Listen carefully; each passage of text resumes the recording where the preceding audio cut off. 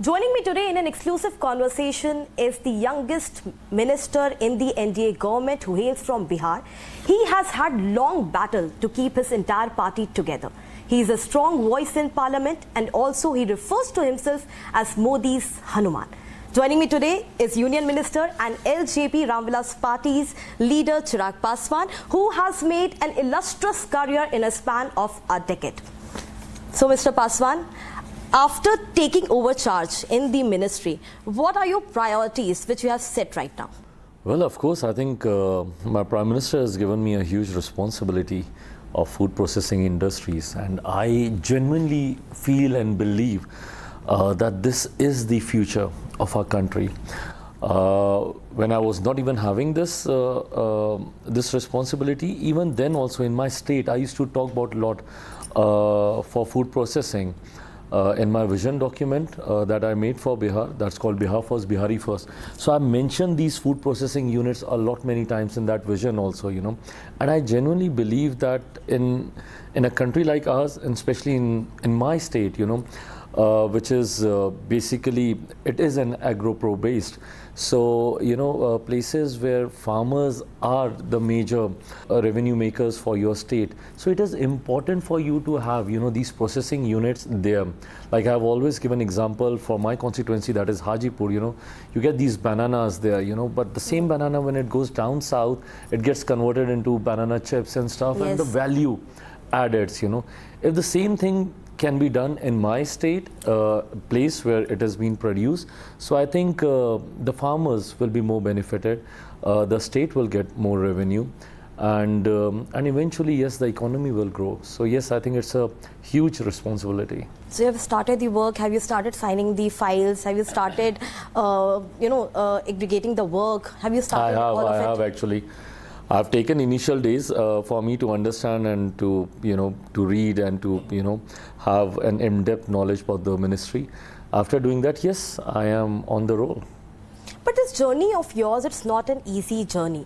Chirag, we have seen your political career, and in the recent past, you have suffered political setbacks in the hands of your own family. But you have risen like a phoenix from that debacle, which took everything away from you, which your father in the first place wanted you to have it. How tough was it for you to fight against your own family, and when? Well, to fight against your own family, definitely it is tough. And I think that is the only toughest thing. I'm ready to fight the world. I've been doing that. I've learned it from my father to be a fighter. And I think fighting the world has never been an issue for me. I have dealt with it all through my life, either through my father or me directly. So that never has been an issue. But then, yes, I mean, when you fight your own people, that gets very difficult, you know, somebody who's like a father figure to you, and forget about being a father figure, he is a father to you. I mean, after my father's demise, he was the one I used to look up to, you know. My younger brother, who's like a kid brother to me, you know, somebody whom I've taught in school, you know, I used to go and attend his PTA meetings and stuff. So, you know, when you fight against them, it gets really difficult. So, yes, I mean, it was a difficult 3 years journey. Last 3 years being extremely difficult was filled with a lot of mixed emotions also. You know, fighting is on one side, you know, but then you dealing with the repercussions of that at home also, you know, with your mother also, you know, with your sister, with your niece, nephew, you know, they're young, they don't really understand that what's going on. They couldn't really understand that, you know, a night before we were staying in this house, and why do we need to vacate the house the very next morning, and that too within 3 hours, you know. And I remember my niece, nephew, Mama, we need to catch up my toy, I need to catch up my dress, I need to catch up that. So now how do we explain these things to them, you know? So then, you know, you're fighting at multiple levels, you know. I had to be strong. I had no other option. You know, I mean, I think difficult times comes with only two options. Either you be a crybaby and you just sit and cry and move forward. Yeah, you know, and keep saying that why this happened to me, you know, I did nothing wrong to anybody, and, you know, why I have to go through all this and stuff. Or you become a fighter, and you just face it all, and just deal with the situation and prove yourself. Therefore, And I said you have risen like a phoenix from ashes. like a phoenix. From ashes. It was similar in your case. Literally, because everything was taken away from me. The party, I mean, I think this is one of the strongest allegations that have been put on me, that I'm a Nepo kid and, all Yes. about nepotism. But then nothing was left. My party, my own party, I was the national president, appointed by my father. Not only appointed, I mean elected by the party then when my father was there. And I was thrown out of my own party. My party's name was taken away from me. The symbol was taken away from me. The house where I was staying for the past 34 years was taken away from me within 3 hours. So I actually started from scratch. I didn't even know, how to form a party.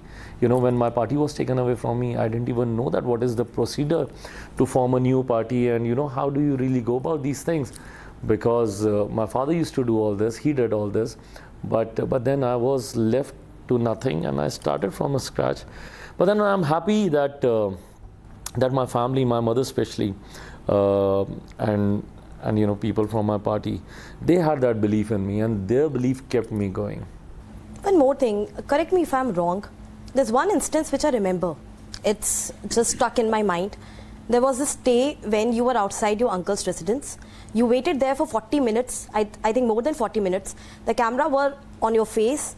The gate of the house didn't open. I think that was the day when you decided, you pledged that you are going to contest from your father's seat. You are going to contest from the political strong turf of your father, and you are going to fight against and through all your hard work in it. Correct me if that was the day.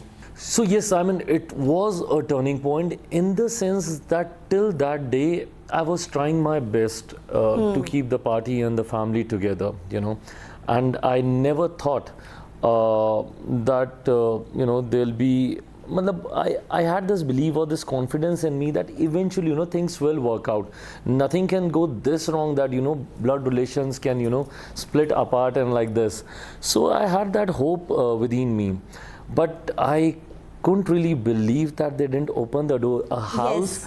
which was my home. Yes, it was your house. A house where I used to just walk in and just literally order, get me water, get me this. Like, it was my home, it was my house, and the doors didn't open for me, and I stood there, and that too in a condition, because I was not well. I had typhoid, and so I mean, if you see in those visuals, so I have candula in my hand. So even before going there, so I was taking a drip, something was injected, getting injected and stuff. So I wasn't really very well also.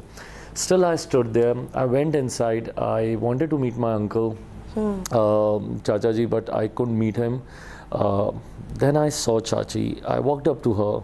I touched her feet, as I always do. And abhi tak, I used to only get blessings from her. And that particular day, she just looked up to me, looked at me, and she said, "Tumhare saath jo ho raha hai, acha ho raha hai." Oh. So for me, I mean, I couldn't believe my ears that, a lady who is my mother, and a mother can actually curse like this. But then, yes, I mean, that eventually became a turning point where I think I told myself that I need to be a little more strong.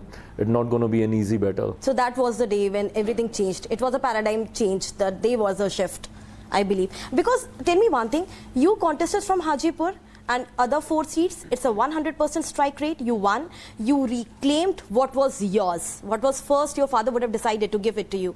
And tell me, what was the reason behind such a coup that you had to face? Well, I don't know. I still don't know. I've been told that I was being arrogant. I was being, like a dictator. I was told that they were not happy with me taking that decision of fighting elections alone in 2020 Bihar state elections. But then it was a collective decision by all the members of my party, then by the parliamentary board.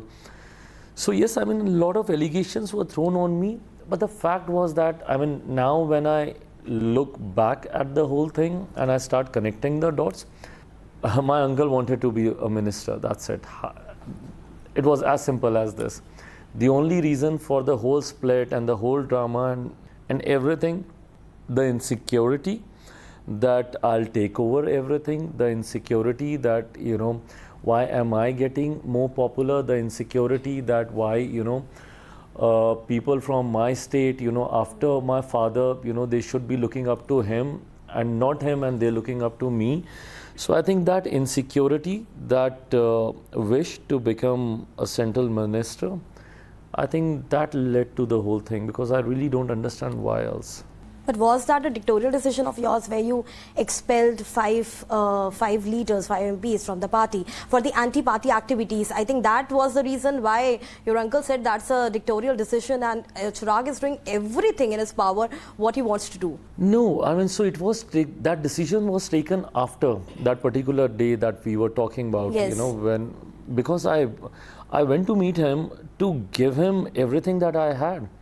I mean, if he would have met me that day, I mean, I went with this intention only. I wanted to give him, I didn't want to be the national president of my party anymore. You know, I wanted him to take over if that was his wish.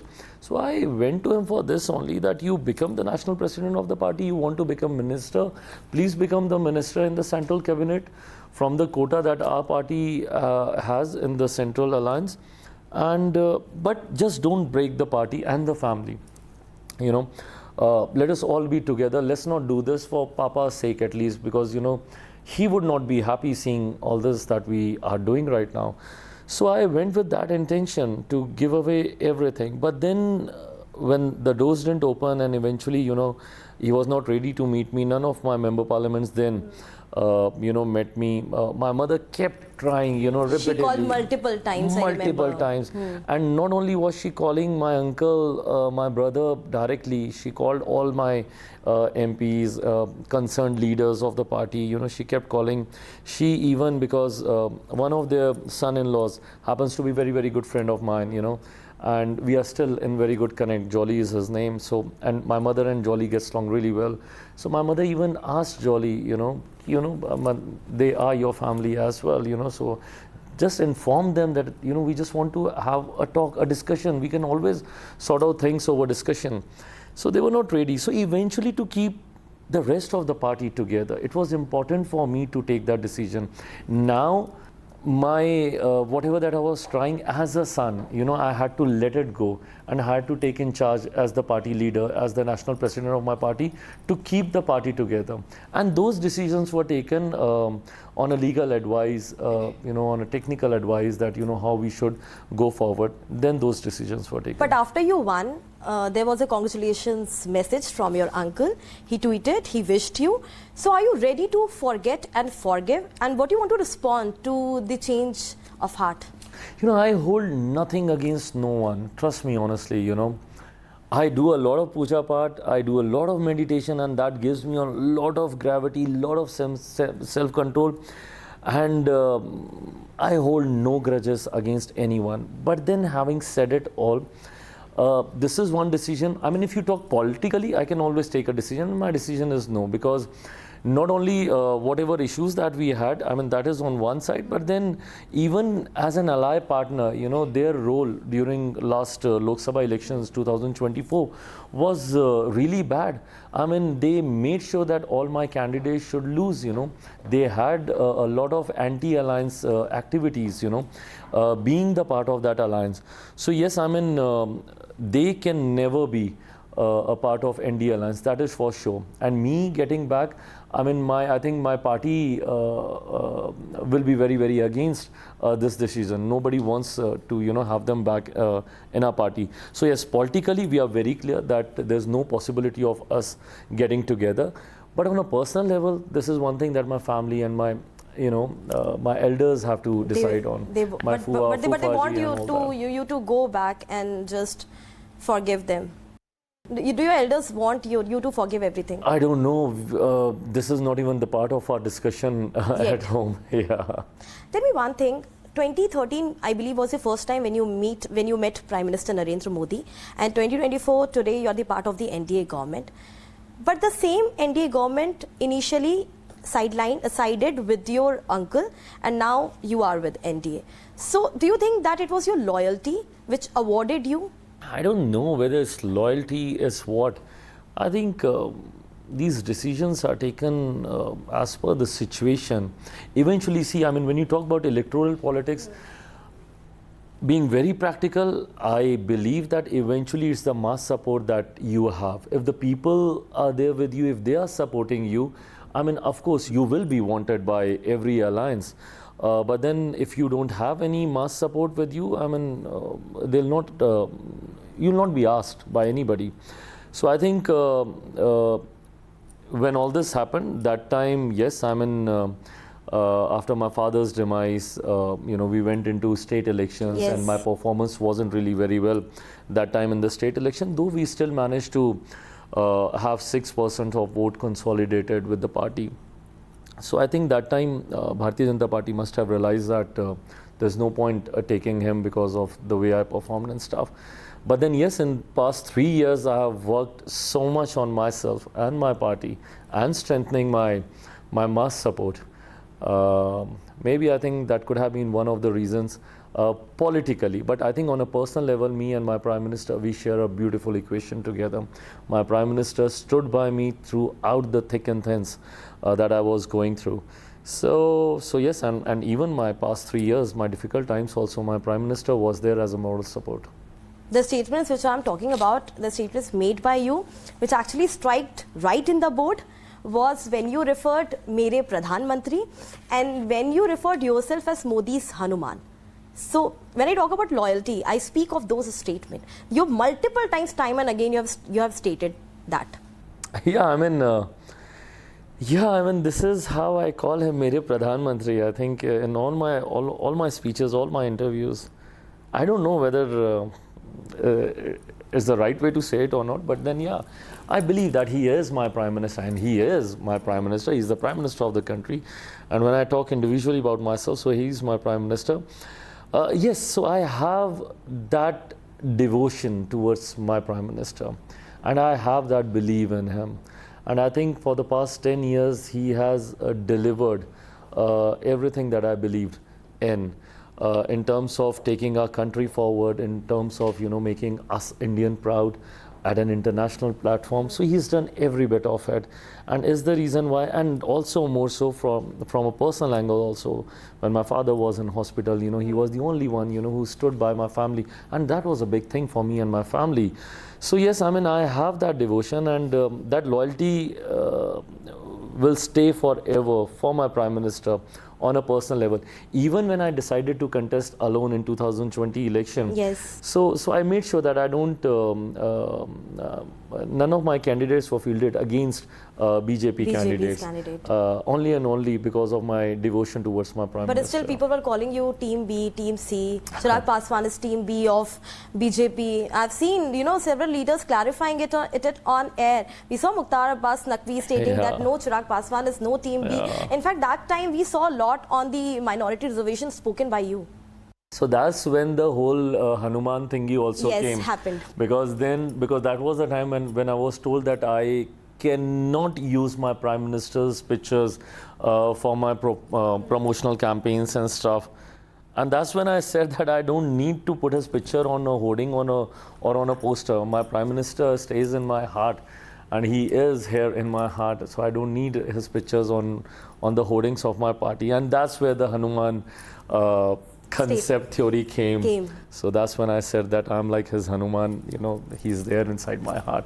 So that's where it came. So yes, I mean, a lot of these theories were, these narratives were tried to be, said that time that, I'm Team B, and, I'm working for BJP, and, all those things. But then nothing was true. Let's talk about 18th Lok Sabha, the first session of 18th Lok Sabha.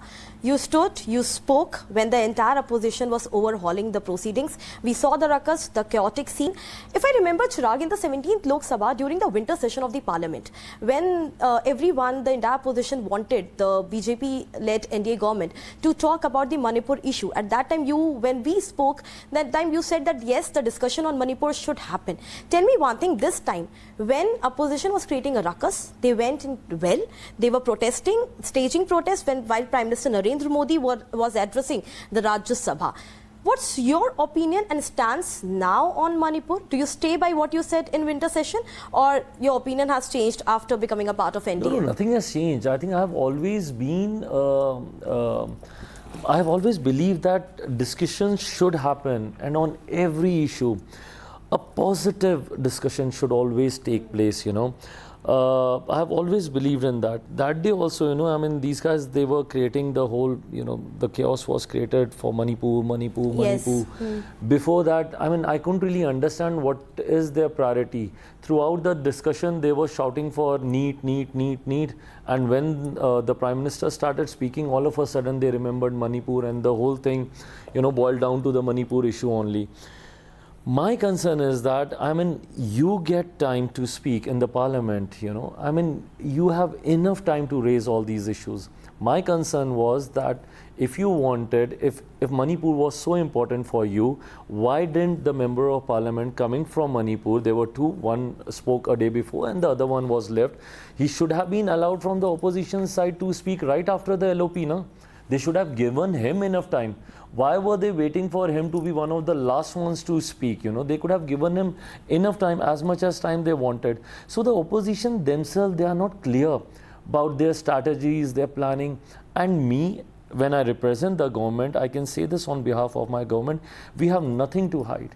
We are open to any kind of decision that you want, but then you need to set the protocols also correct, right?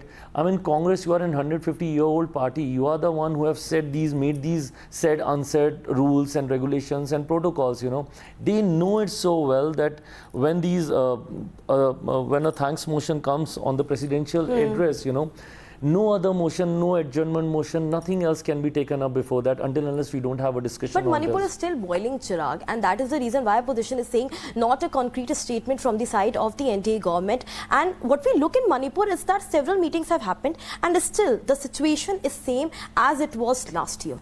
Don't you think it, you know? No, I don't think that it's same as it was last year. A lot of improvement has been done, and I can assure you on the sea, because there are a lot of things that's going on there.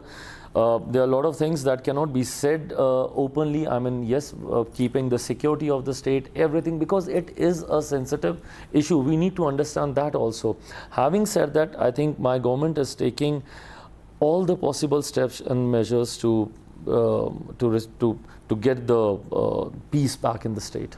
One more thing, there was one more issue which garnered a lot of attention in the parliament, was the remarks by Rahul Gandhi on the Hindus, the anti-Hindu remarks made by him. But again, when he spoke about anti-Hindu remarks, there was this Ayodhya member of parliament who was sitting next to him. There was Akhilesh Yadav sitting next to him. So what do you think, what went wrong for BJP, specifically in UP, in Ayodhya? They lost massively. Most of the seats they lost in the hands of Samajwadi Party. BJP promised a lot of development in Ayodhya, but still they lost it. And don't say that, why are you asking me Uttar Pradesh questions? Because the cementings which work for Bihar works for Uttar Pradesh. The caste system which works for Bihar works for Uttar Pradesh. No, please ask me questions. I mean, I am an Indian first, so ask me about any state. Having said that, I want to, through you, convey this to my LOP. That, I mean, repeatedly he was also saying Ayodhya ka Sansad. Ayodhya is just one of the Vidhan Sabhas there. The Lok Sabha is Faizabad Lok Sabha. So the member of parliament जिनको बार-बार वो address कर रहे थे अयोध्या के सांसद कह के, वो अयोध्या लोक सभा ही नहीं है. It is just one of the Vidhan Sabhas there. Having said that, yes, I mean, something must have gone wrong, and that's what we've been discussing. You know, I mean, it needs to be revisited, the whole election, where what went wrong. Once false narrative, which I know for sure, because this is what they tried to do in Bihar also, and I think we handled it pretty well in Bihar, because हम लोग दूध के जले हुए थे. We already you know, we had a similar situation in 2015 also in our state, you know, where again because of one statement, the whole opposition, you know, started making reservation and constitution an issue, and which very successfully they managed to do in 2015 Bihar state elections, and we lost badly that time. So we knew this time also they are trying to set up this false narrative, and we were prepared much in advance. And I remember speaking to my Prime Minister in one of the earlier meetings in Bihar, Chunavi rally only. So, and I told him very clearly, sir, that we need to be more aggressive on this. And I said, I need your permission. I just want to go all out, you know, being aggressive about this particular matter. And he gave me that permission. And after that, from every month, you know, I used to say this, ki Chirag Paswan ke rehte, and which is true also, you know. Me, my father, you know, we are like one of those peheredars to make sure that nothing wrong happens to a particular section of society which we are representing, or whom, or the ones, you know, who have that belief, that faith in us, you know. So we have to make sure that, you know, their concerns are not compromised. So yes, so I took that permission from our Prime Minister, and I was very aggressive in Bihar, saying कि जब तक चिराग पासवान जिंदा है, ना आरक्षण पर आंच आएगी, ना संविधान पर, and I meant every word that I said. So yes, this was one of the narratives which I think was one of the reasons. Collectively, there have to be multiple reasons. Not one reason can be responsible for the defeat. So there have to be many other reasons also. But I think one reason was that the false narrative was easily set in Uttar Pradesh by the opposition, which I think we couldn't really counter that well. One more thing, when we talk about the session, so what we saw the picture in this session, in few days there's a budget session as well. Do you believe that opposition has been successful in putting up a strong show in front of the NDA? The numbers are surely less, but yes, the sessions were halted. You know that for sure. So I don't know what is their parameter. I mean, sirf hangama hi karna, you know, is their parameter of success, then yes, they were successful. But I really don't think in democracy this is how an opposition should behave. You know, I think opposition comes with a huge responsibility to come together and help the government with their valuable suggestions, with their positive notes. If they have to just create a noise and nuisance and chaos in parliament, then yes, definitely they were successful. One more thing, when we talk about parliament, so you have promoted Gen Zs, you have given opportunity to the youngest MP in the parliament, Shambhavi Chaudhary. She hails from your party. She's almost a Gen Z, yeah. She's a Gen Z. Yeah. And in fact, Rajesh also is almost a Gen Z. So when we talk about you creating a platform, giving opportunity to the second in line, instead of the seasoned leaders, what you are doing is exactly the opposite of what we see in NDA. So yes, you know, most of the time, and especially I've also been, you know, I don't know, warning is the right word I should be using or not, but I've been also a little warned by, you know, XYZs around me, and, you know, no, just take care, you know, why are you promoting youngsters, you know, eventually, you know, they'll try to take over your position and your place and stuff. But, you know, I never have this kind of insecurity. I think I'm too secure as a person. Though I have seen a lot of other young leaders, you know, not promoting young talents in their party, just because of this insecurity that, you know, they are more articulate than them, they're more well spoken, they're more well read, you know, and they'll take away the limelight and stuff. I honestly speaking don't have any such insecurities. A, B, this is the kind of image that I want to portray of my state, of Bihar. You know, Bihar, even today also, you know, when you talk about Biharis, so the first image will come of pan khata hua aadmi, dhoti, kurta and all that stuff. But then yes, new Bihar is way different than, you know, what we always imagine, or the stereotype perception of Bihar is. So I want to portray a new Bihar, a young Bihar's image, you know, in parliament, reflecting across the country, across the world. So yes, these are the young talents, well educated, well spoken, articulate youngsters who can represent my state in a beautiful manner. So you believe that you know, you are carefree, you don't care that they are not mature, they don't know till now, they don't know what the parliament proceedings are, the articles, the business rules. You are ready to give them the platform to learn, to make way for themselves. So no, when you say I'm carefree, I mean I'll be sounding very irresponsible. Of course I'm very, very careful, because eventually they'll be representing a huge population, you know, over 2.5 million population they'll be accountable to. So of course, I mean, you need to have that much of maturity or that understanding, you know. So, and these are the faces that I was in connect with for a very long time. For a It very wasn't long that, time. you know, one night all of a sudden, I decided he'll be contesting in this. I did my thorough research, my thorough study, and yes, I'm very, very, very confident that in another 5 years, they'll definitely will be bringing big change in their respective constituencies. Yeah, that's my next question. Where do you see yourself in next 10 years? Do you see yourself becoming the face of Bihar? Do you aspire to become the Chief Minister of Bihar? Because you have pledged your loyalty towards NDA and JDU is the part of NDA. Are you ready to give a tough battle and, to make a tough place for yourself in Bihar? Do you aspire to become the Chief Minister?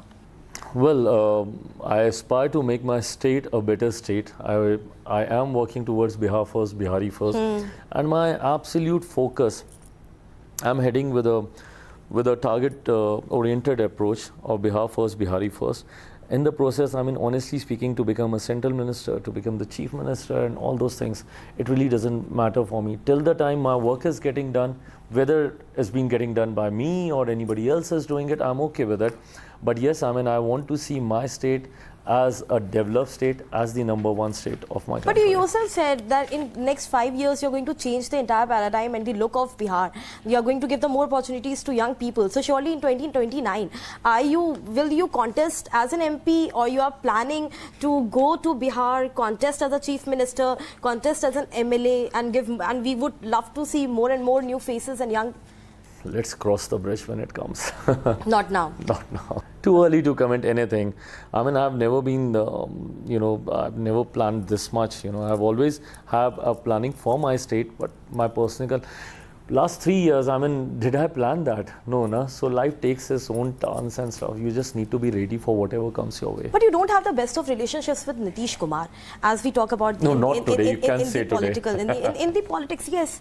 Before even elections, Today I have a good equation with him. Oh, so I met him yesterday only. You must have seen those pictures and videos. So we share a very good bonding now. So it's all good between both of you? Yeah, I've always been very clear, that I never had a personal issue with my chief minister, It was always policy related, I always felt that, a lot better can be done for my state. So the clash was only on that. And I think today when we part of the same alliance, so we get that space to sit and discuss our concerns and our issues, which initially I was not getting. So I think things are way better now. Did it take long for you to warm up to him, or was it just after he became the part of the NDA? I think the credit goes to him. He also made a lot of effort, and I think that's very nice of him to give me that space to open up and to express all my concerns.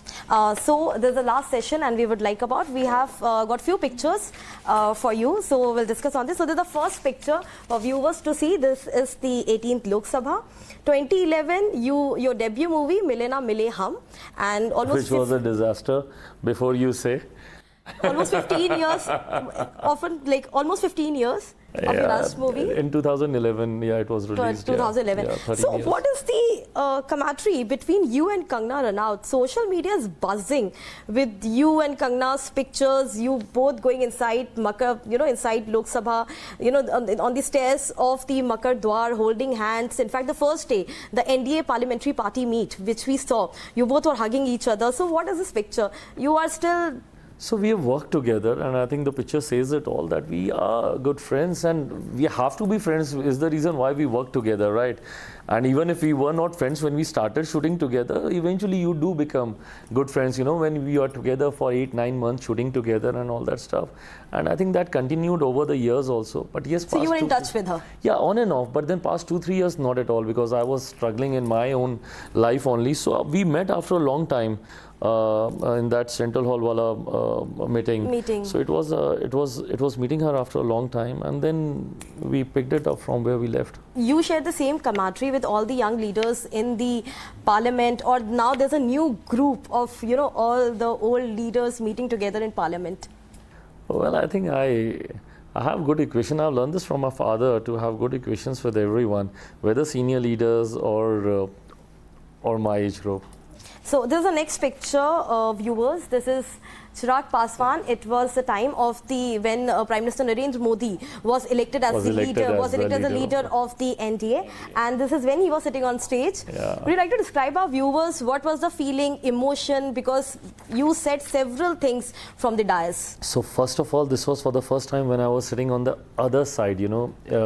Otherwise, it used to be my father representing my party in NDA Alliance, and he used to be the one who's sitting on the other side, and we with all the chief ministers and all the important NDA leaders and all the new elected member parliaments, you know, we used to sit on the other side. So for me, yes, it was a very, very important day that will be with me for the rest of my life. You know, when I was sitting on the other side, you know, and I saw all the senior leaders sitting, you know, in front of us. So yes, I mean, it was a very important moment of my life. And the same day, I had to give a small speech, and I did that. And while I was walking back to my seat, was when my Prime Minister, you know, he gave me his hand, and I just, you know, bowed down. You know, he doesn't allow you to touch his feet, so I just bent down a bit, and then he just, you know, hugged me, and his hug always means a lot to me. And I think I'm the blessed one who gets hugs from him. Do you consider yourself as a fanboy, or are you still awestruck with the charisma of Prime Minister Narendra Modi from the first time when you met him in 2013? The feeling, the emotion is same, or you still feel yourself as a fanboy? I am a fanboy, and I'll always be one, you know. I mean, the kind of aura that he comes with, it's unreal, it's unbelievable. And there's a third picture, viewers. This picture was clicked by me. Yeah. This is the old parliament. I believe it was the session when Women Reservation Bill was passed in the parliament. And this three. So what's the camaraderie with all the leaders in the parliament? We have seen you, not this picture alone. There's one more picture from the last session. And this is a picture. With Badal Saab. Yeah, with Badal Saab. So, I think explain our viewers. They all are my seniors, and there's so much to learn from them. And I actually make an extra effort to, you know, walk to them. And there's so much to learn from their, you know, their journey, you know. And especially for a youngster, a newcomer like me, you know, there's so much to grasp. So yes, I mean, every time I meet them, I just try to, you know, squeeze out something which might help me in my future. I witnessed parliamentarians, especially opposition leaders, walking up to you and suggesting you, giving you advice that Chirag, you know, you have to be aware. We don't know for how long you'll be with the NDA. So do you take the advice seriously, or are you going to give a second thought to it? See, I mean, when it comes to NDA, I think my Prime Minister is there, and till the time my Prime Minister is there, I can have no other alternative. So the third picture of you with your mother. My strength, my pillar of support, my everything. Yes. And after the demise of your father, you're more close to your father, late Ramvilas Paswan ji, or like you have been since no, I've time? always been closer to, I've always been like a mama's boy, so I was always closer to my mother. But then yes, I mean, post Papa, I think we bonded a lot more. You know, in a very different manner. We became more friends than mother and son after Papa. So Chirag, as we come to an end of our conversation, the last thing I would like to ask you that where do you see your party, LJP Ramvilas party, growing in NDA and growing in Bihar? Please tell our viewers, because it is very important in the light of upcoming elections in Bihar, which will be there like after a year. I think eventually when you grow in your state, you definitely, you know, grow in an alliance also. So my priority will remain the same.